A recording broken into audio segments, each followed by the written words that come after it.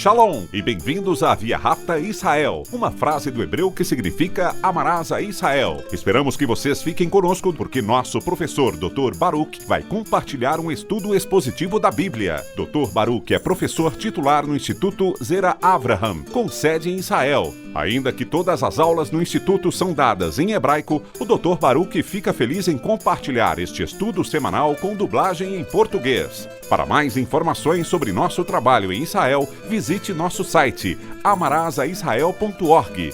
Fiquem agora com o Dr. Baruch e a aula de hoje. The Bible reveals that there is a judgment day. A Bíblia revela que existe um dia do julgamento. E a boa notícia é que a Escritura nos ensina sobre esse dia do julgamento. Mas só há um caminho para que ele se torne realidade. A Escritura nos ensina que você pode estar diante de Deus no dia do julgamento e não será confundido. O que isso significa? Isso significa que ele receberá você, que ele aceitará você em seu reino, e você estará nesse reino para todo sempre. A boa notícia não é algo que você faça, que você execute, que você consiga. É algo que você recebe e aceita pela fé.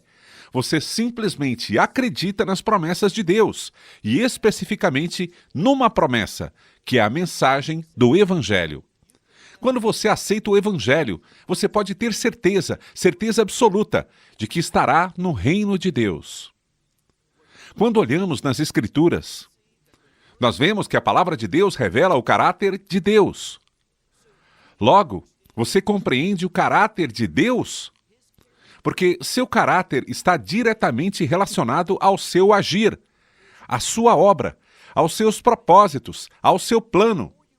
Então, quanto mais você entender sobre o caráter de Deus, mais você vai entender como Deus age neste mundo. E por que isso é importante?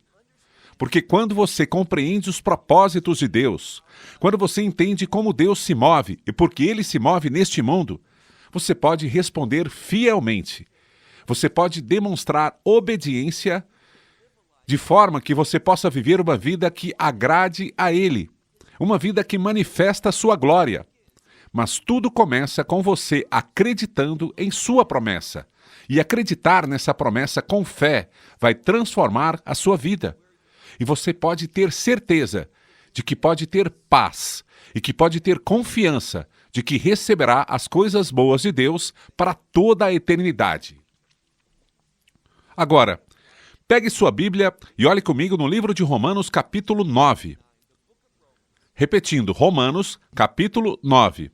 Quando concluímos na semana passada, vimos que Paulo estava falando sobre a glória de Deus. Esta glória de Deus que ele quer colocar sobre vasos de misericórdia. Agora, qual é a relação entre essas duas coisas? Muito simples. Somente quando você recebe a misericórdia de Deus, e existe só uma maneira de fazer isso, recebendo a provisão do Messias, de que ele morreu no madeiro, que ele derramou seu sangue. Somente quando você acredita nessa mensagem, nessa única mensagem de salvação, o Evangelho, você será recebedor de sua misericórdia, e ele vai derramar sua glória. O que isso significa? Bem, a palavra glória se relaciona com o reino que você terá por toda a eternidade, e como isso é maravilhoso! Você terá por toda a eternidade uma experiência do reino. Você estará com ele em seu reino. E tudo depende de você receber esta misericórdia que ele proporcionou gratuitamente a você. E nós também falamos na semana passada que existem dois tipos de pessoas. De fato, ele fala sobre dois vasos ou instrumentos. Existem os vasos de honra e existem os vasos de desonra. O que concluímos é que os vasos de honra são feitos para serem vasos honrosos pela sua misericórdia. Então, você recebe sua misericórdia e você se torna um vaso de honra. Ele opera em você essa mudança. Ele é fiel para realizá-la. Mas se você rejeitar a sua misericórdia, você será eternamente um instrumento de desonra e será expulso da vista dele. Assim, o que é tão importante, o que Paulo está enfatizando, é a misericórdia de Deus que vem pelo Evangelho de Deus, pela obra da redenção, que é o Messias Yeshuas. Que o Messias Yeshua, Jesus Cristo, fez por você e por mim na cruz. Ele fez isso na Páscoa, no dia da redenção. Agora, pegue sua Bíblia e olhe comigo no livro de Romanos, capítulo 9. Livro de Romanos, capítulo 9. Paulo fala aqui sobre a glória que Deus vai colocar nos vasos de misericórdia que ele preparou de antemão para a glória, pois ele quer que tenhamos uma experiência gloriosa do reino. Ela é eterna, é maravilhosa, e ele quer se concentrar agora em quem vai recebê-la. Olhe comigo no versículo 24, Romanos 9, versículo 24, onde ele diz: a quem também nos chamou. A pergunta que temos que nos fazer é aqui: quem é nós? Ele está falando sobre os crentes. Que tipo de crentes? E então Paulo responde. Vamos ler mais uma vez o versículo 24. A quem também ele nos chamou, não apenas da comunidade judaica, dos judeus, mas também dentre os gentios. Agora, isso não deveria nos surpreender, porque quando nos voltamos a Deus, que revela a sua aliança redentora, que fez por meio de Abraão, sabemos que o desejo de Deus, que está expresso em Gênesis 12, é para abençoar a quem? A todas as famílias da terra. Portanto, é um termo muito amplo, é um termo muito inclusivo. O desejo de Deus é abençoar todas as pessoas. Isso será enfatizado daqui a alguns minutos. Assim, no versículo 24, ele diz que ele nos chamou. A quem ele se refere quando diz nós? Não apenas do povo judeu, mas também das nações, dos gentios. Versículo 25. Quando Paulo escreve alguma coisa, tendo sido inspirado pelo Espírito Santo, ele frequentemente tem a tendência de ser também guiado pelo Espírito Santo para incluir um versículo bíblico, tirado da Bíblia hebraica, o Tanar, que você deve conhecer como o Antigo Testamento, como forma de verificar, fornecendo evidências de que o que ele está revelando aqui não é algo novo ou algo diferente, ou algo em conflito com o que foi ensinado pela lei e pelos profetas. Muito pelo contrário, trata-se de um acordo absoluto do cumprimento do que o profeta disse. No versículo 25, como também em Oséias, ele diz: quem está falando? Deus. E Deus revela algo que tem a ver com os gentios. Lembra do último versículo? Agora, não é surpreendente que Deus falasse coisas boas para o povo judeu, o seu povo da aliança, os descendentes de Jacó. Isso não deveria nos surpreender, mas pode surpreender as pessoas que também as nações, ou os gentios, também eles foram incluídos. Portanto, ele cita na profecia de Oséias, onde diz no versículo 25. Em Oséias, ele diz: chamarei. E a implicação é: meu povo, a quem não é meu povo, e chamarei minha amada, a quem não é minha amada. De quem ele fala? Dos gentios. Olhe para o contexto em Oséias. Ele diz que aqueles que não eram meu povo, agora vou proclamá-los como meu povo. E aqueles que não eram amados por mim anteriormente, agora serão amados por mim. E tudo isso prevê aquilo que ele está falando. Trata-se da família redentora, do povo da aliança de Deus, do povo da nova aliança, que consiste, e esse é o acordo com o plano permanente de Deus, o que ele disse no passado, que seu desejo é abençoar as famílias da terra, ou seja, tanto os judeus quanto os gentios. Então, nada disso deve ser surpreendente para o leitor. Vamos agora para o versículo 26. E será. Aqui mostra a verdade profética. Será. Perceba que o verbo está no futuro. Será no lugar onde foi dito a eles. Dito a quem? Agora ele está falando sobre os judeus.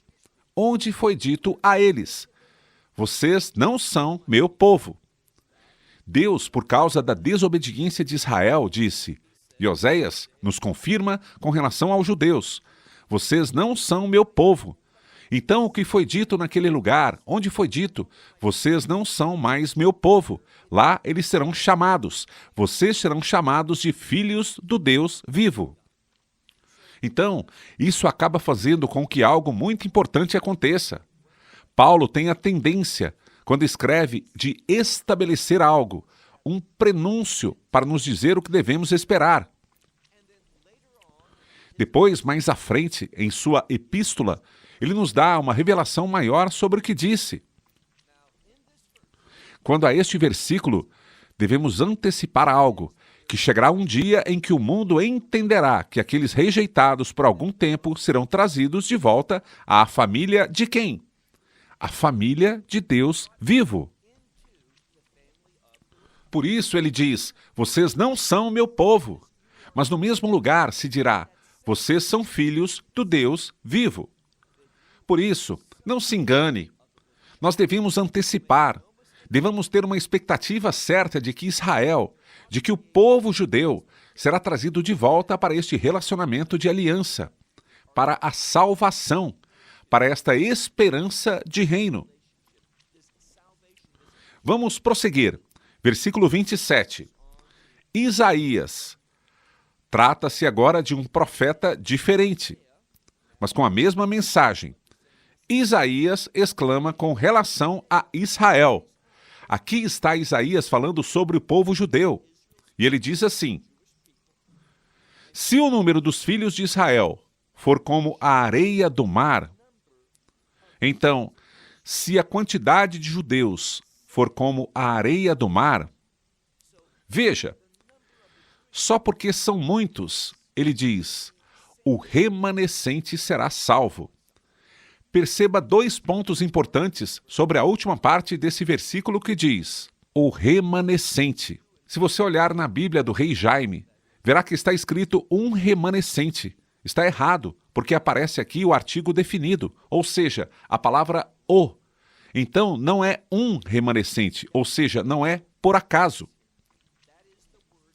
Enquanto gravávamos este episódio, houve o encerramento de um festival bíblico em Israel, onde tivemos um Seder de Pessah, jantar para celebrar a Páscoa judaica, com um grupo. E quando terminamos, já quase saindo, havia sobras. Agora, o que aconteceu por acaso com o que sobrou? Alguém pegou. Tudo bem, foi simplesmente por acaso. Mas aqui não se trata de algo que acontece por acaso. Quando se fala o remanescente, está se falando sobre um grupo específico, um grupo não estabelecido por acaso, mas pelo desígnio de Deus. Ou seja, o correto é o remanescente. O segundo ponto é que será salvo. Isso não acontece porque eles fazem alguma coisa, porque eles conseguem fazer algo, mas porque está escrito. Está na passiva, ou seja, acontecerá algo para que eles sejam salvos, farão algo para que sejam salvos. E ainda veremos, antes de concluirmos, quem fez isso e exatamente o que foi feito. Agora veja o versículo 28. Este versículo 28 é provavelmente o versículo mais difícil nesta passagem que estamos estudando. É o mais difícil de ser traduzido. E o motivo é que muitas Bíblias traduzem uma palavra como obra, falando sobre a obra de Deus. Nos textos receptos, literal é palavra, um termo que em grego é logos. E essa palavra fala sobre o propósito de Deus, sobre a mente de Deus, sobre o plano de Deus. Então, é por isso que é traduzida com frequência como obra, falando sobre o que Deus vai confirmar, fazer dar certo, fazer com que se cumpra. E o que está escrito aqui? Vamos olhar cuidadosamente no versículo 28.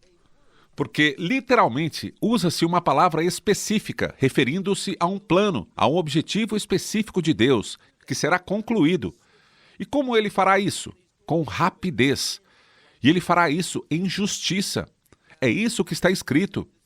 Agora a versão dos textos receptos continua e acrescenta outra frase que muitas Bíblias deixam de fora.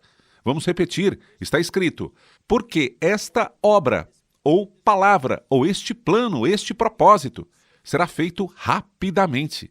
E o que é? O Senhor fará isso sobre a terra.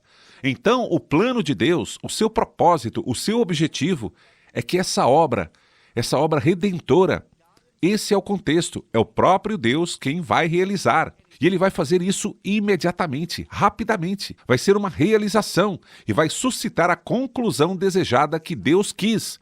E tudo será feito dentro do contexto. Do quê?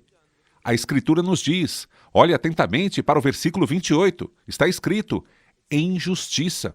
Então, ele irá completar, ele vai fazer isso rapidamente, vai chegar ao seu fim de uma maneira bem definida. Ou seja, essa maneira é por causa da justiça de Deus. Agora, o que é isso? Nesse momento, vamos para o versículo 29. Nele, ficamos sabendo que Deus vai fazer isso sobre a terra, na terra. E ele diz, exatamente como Isaías havia dito anteriormente. Ele disse antes, ou seja, ele disse isso há muito tempo atrás. Isso foi algo que Isaías disse 800 anos antes do apóstolo Paulo escrever. Observe como se fala de Deus aqui no versículo 29. Pois Isaías disse isso antes. Se o Senhor dos Exércitos não tivesse deixado descendentes para nós. Observe agora o que está sendo dito. O Senhor dos Exércitos. Por que é tão importante? O termo para Deus, Adonai Tzveot, fala sobre Deus, que é onipotente, todo-poderoso. O termo Senhor dos Exércitos diz respeito e significa os exércitos celestiais de Deus. Por isso, esses exércitos podem fazer qualquer coisa sem limites. Então, quando se fala de Deus, geralmente o termo Senhor dos Exércitos aparece profeticamente e garante ao leitor que o que Deus está dizendo será feito. E do que se trata então? Vamos ver todo o versículo 29. Exatamente como Isaías havia dito anteriormente, se o Senhor dos Exércitos não tivesse deixado para nós descendentes. Nós precisamos entender isso de duas maneiras. Uma é que haverá remanescentes. Mas o descendente de Abraão também é o próprio Messias. Trata-se simplesmente de um relacionamento inerente entre o povo redentor de Deus, o povo do reino e o próprio Redentor, Messias e Yeshua, Jesus Cristo. Então Deus fez algo. Foi Deus quem fez isso. Ele enviou seu Filho unigênito a este mundo, enviou o Redentor, o Messias. E foi por meio de sua obra que um remanescente, ou seja, uma semente, que será, se você olhar para a aliança de Abraão, aquela semente será abençoada. E por meio dessa semente, todas as famílias da terra podem ser abençoadas. É isso que ele está prometendo. E se Deus não fez isso, se ele não terminou sua obra, se não a realizou rapidamente, em seu devido tempo, para fins de justiça, qual teria sido o resultado? Ele diz que como Sodoma nós teríamos sido e como Gomorra nós teríamos sido semelhantes. Duas palavras diferentes. A palavra ginomai, usada para significar se tornar. Esta palavra é de onde, em inglês, vem da palavra homo, que significa semelhante, parecido. Assim, sem a ação de Deus através do Messias, o que teria acontecido? A humanidade, incluindo Israel, teria sido como Sodoma e Gomorra. E o que isso significa? Ela teria sido julgada e destruída eternamente. Seria um castigo eterno de Deus. Agora, nesta última parte deste capítulo, nós vamos ver como Deus fez isso. E ele vai nos ensinar o que não fazer, porque queremos receber a bondade de Deus. Nós queremos ser um instrumento, um vaso de glória. Queremos receber sua misericórdia, para que possamos ser um vaso de honra e não de desonra. Veja o versículo 30, com relação a tudo o que ele disse. Qual deve ser nossa resposta? Paulo responde dessa forma. Portanto, o que devemos dizer? Perceba que, enquanto Paulo está falando, um fenômeno está acontecendo. E o que é esse fenômeno? Nós vemos aqueles que são das nações. Vou te dizer de outra forma. Os gentios que respondiam ao evangelho de maneira desproporcional. Ou seja, muito mais gentios estão dizendo sim ao evangelho do que judeus. E por que isso está acontecendo? Tem a ver com uma coisa. E ele vai revelar o que é. Versículo 30. Portanto, o que devemos dizer? As nações, ou os gentios, aqueles. Veja que está no plural. Aqueles que não buscavam justiça. Então percebemos que os gentios, eles não buscavam a justiça. E o que aconteceu? Preste atenção. Eles alcançaram a justiça. Então, eles não estavam buscando. Mas, no entanto, quando ouviram a mensagem do Evangelho, quando ouviram o plano de redenção misericordioso e piedoso de Deus, eles responderam. Então, aqueles que não buscavam justiça, eles obtiveram a justiça. Mas a justiça. Justiça de quê? A justiça da fé. A palavra fé está relacionada ao fato de se acreditar, de crer na promessa de Deus. Repetindo, eles não estavam buscando justiça. Na verdade, a maioria vivia em idolatria. A maioria vivia afastada de qualquer coisa que estivesse ligada a Deus. Eles não estavam interessados na justiça de Deus. Porém, quando eles encontraram aquela mensagem do Evangelho, o plano de salvação, o meio de redenção, eles acreditaram. É isso que ele está dizendo aqui. E por que eles a receberam? Como? Exatamente como disse a Torá, exatamente como Abraão descobriu, que era por meio da fé. Então, falamos da justiça na fé. É isso que muitos gentios estão fazendo. E quanto à comunidade judaica? Olhe agora para o versículo 31. Mas, essa conjugação indica oposição, contrário. Mas Israel, perseguindo uma lei de justiça.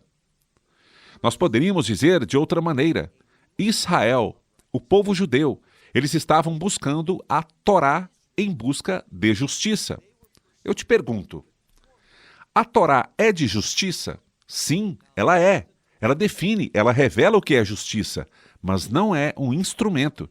E nós também não vemos na Torá que ela diz que a lei, que os mandamentos de Deus são instrumentos que produzem justiça em nossa vida. Não diz isso. Porque o que precisamos para a justiça é a redenção. E a Torá não é um instrumento de redenção. Quando você estuda a Torá, você pode aprender a verdade da redenção, porém ela não redime. Assim, nós lemos o versículo 31. Israel, que buscava a Torá da justiça. O que isso significa? Já vamos ver o que isso significa. Pois a lei da justiça, eles não a alcançaram. Pelo fato de que eles estavam seguindo a Torá, os mandamentos, para sua própria justiça, eles não conseguiram, eles não encontraram a justiça. Versículo 32. E por que não? Ele nos conta. Porque não a buscaram pela fé. A Torá revela. E nós conversamos sobre isso anteriormente em nosso estudo nesse livro de Romanos. Na própria Torá, no livro de Gênesis, descobrimos que Abraão se tornou justo, não por causa da lei. A lei nem existia. Ele se tornou justo por qual motivo? Pela fé. E o que isso significa? Ele acreditou em Deus. Agora, os gentios, de forma desproporcional, eles estão se comportando como Abraão porque estão acreditando na promessa de Deus, em suas promessas de aliança. Eles estão exercendo a fé. Eles estão simplesmente dizendo sim à revelação de Deus. E essa revelação, especificamente neste contexto, é a mensagem do Evangelho. Dessa forma, eles, os gentios, estão conseguindo a justiça por causa da fé, enquanto que Israel, de forma desproporcional, não recebeu a justiça, porque eles não estão agindo pela fé. Agora, veja o final do versículo 32. Mas como que pelas obras da lei? Eles estavam pensando. E isso não está biblicamente correto. Eles estavam pensando que é pelas obras da lei. Se eu fizer o suficiente, se eu tiver suficientes boas ações, então serei declarado justo. Não, você nunca poderá fazer boas ações, o suficiente para ser considerado justo. Ser considerado justo é aceitar a obra do Messias, o que ele fez, e receber sua justiça, que é atribuída, dada a nós. Essa é a única maneira que você pode ser considerado justo, pois tudo isso vem como resultado da misericórdia de Deus, pela sua graça. E você será um instrumento de honra. E você será aquele sobre quem a glória de Deus será colocada. Continuando, Paulo diz: mas como que pelas obras da lei, portanto, eles tropeçaram na pedra de tropeço. E o que significa essa pedra de tropeço? Ele vai nos dizer, olhe de novo para o versículo 33, nosso último versículo, que está tratando da Torá e da Escritura. Neste caso, o profeta Isaías vai nos dizer quem é essa pedra de tropeço. Versículo 33, assim como está escrito. Novamente está escrito em Isaías, eis que coloco, ou eu ponho em Sião. O que é Sião? Um termo do reino. Eu coloco em Sião uma pedra de tropeço. É assim que o mundo o vê. O mundo tropeça nesta mensagem do Evangelho. Repetindo, eu ponho em Sião uma pedra de tropeço. E o que mais? E uma rocha de escândalo. Por que é chamada de rocha de escândalo? Ele está falando sobre a cruz. Esta rocha de escândalo é o Messias crucificado. E olha agora no final do versículo 33, ele diz, e todo mundo, ou seja, tanto judeus quanto gentios, não faz nenhuma diferença. E todo aquele que crer nele. O que acontece? Se você acreditar nele, você nunca será confundido. E o que isso nos diz? Você pode ter certeza de que não será confundido quando for diante de Deus no dia do julgamento, porque você acredita na promessa, você aceitou essa rocha de escândalo, o Cristo crucificado. Portanto, você será eternamente bem-vindo ao reino. Esta é a boa notícia do Evangelho. Nós que acreditamos no Messias, nunca, jamais seremos confundidos. Nós vamos receber a glória de Deus. The glory of God. Esperamos que você tenha desfrutado da aula de hoje e que possa compartilhá-la com outros. Te convidamos a participar e nos acompanhar a cada semana, a esta hora e por este canal, em mais um episódio de Amarás a Israel. Para mais informações em português, visite amarasaisrael.org, onde encontrará muitos outros estudos realizados pelo Dr. Baruch. Até a próxima semana. Que Deus, nosso Messias e Yeshua, nosso Senhor Jesus Cristo, te abençoe durante a sua caminhada com Ele. Shalom, desde Israel.